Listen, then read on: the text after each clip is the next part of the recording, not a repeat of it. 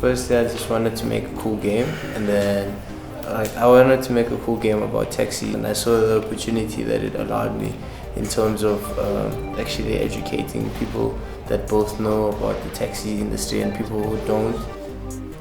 I come from a place where a lot of people couldn't afford digital games, and the people who could afford digital games, we never saw them because they'd always be in the house. So I mean, it was like a very small community, and people played physical games outside. When I came to study game design, I saw that the opportunity that analog games have, like in bringing people together. I've seen people play dice and just use 2 dice, and there'll be like 25 people just looking at what's happening, and everyone would be as excited as the people who are playing. People teach their children Monopoly all the time, and that's the time of the family where the family can actually chill together and play a game. And I think that's why I chose to make a board game, because I wanted to replicate that experience of people coming together. A little bit, but not that strong. Why they wanna try and chase me? I know it's my voice that they're trying to seize. Back to making cheddar cheese. So basically everyone has, okay, so you read, right, Richard?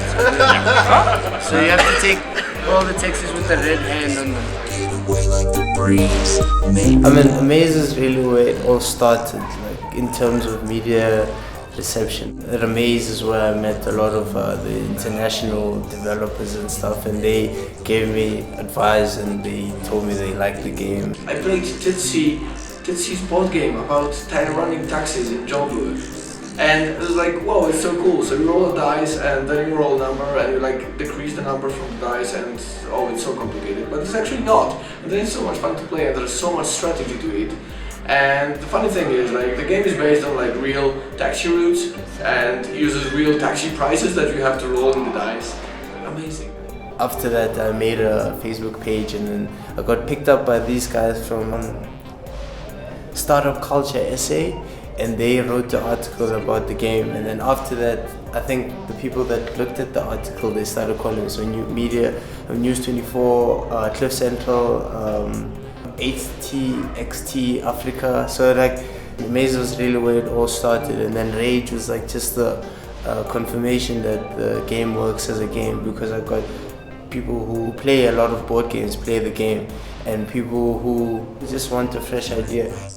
People would like the concept of the game, and they like how the game relates to the taxi industry and stuff. I mean, the 7 dice is a winner. I just wanted the game to like bring people together, I guess, and it does so well, which is pretty fantastic, I think.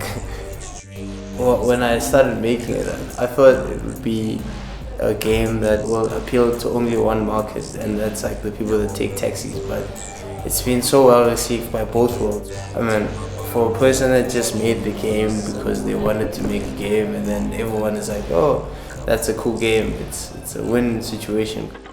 I like to make all types of games, so like make the world recognize South Africa.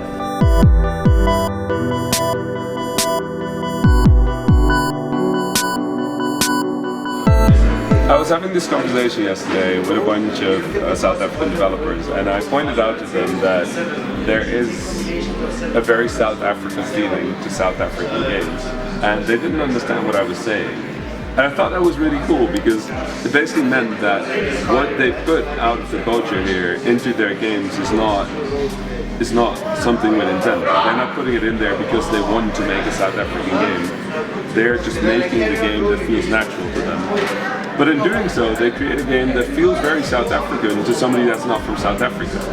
And just the idea that people subconsciously plan their identity, their personality, their culture into a video game was really, it was really surprising for me to realize that they didn't realize. And that might be one of the best proofs that games are personal. This is like a super different mindset that I really love about South Africa. This is something that is also being put into the video games and the board games that are being created here. I want to see this place grow and bloom video games. And I really want to come here next year. I really want to come here when like the first batch of students is from the game design course is getting graduated. I want to see them make really great stuff. As long as it took South Africa to get from one point to another in terms of digital games, then board games must also follow that. The reception in South Africa is going to be good, and the impact that's going to have in South is that it's going to bring different cultures within the country together in terms of understanding certain things through play, which is something that's very important because people always. You understand things better if you play. I mean, if it's put in a non-serious context, people understand stuff better, and I think that's what the game is going to do. And if it does anything different, then I'm actually open to learn what it does.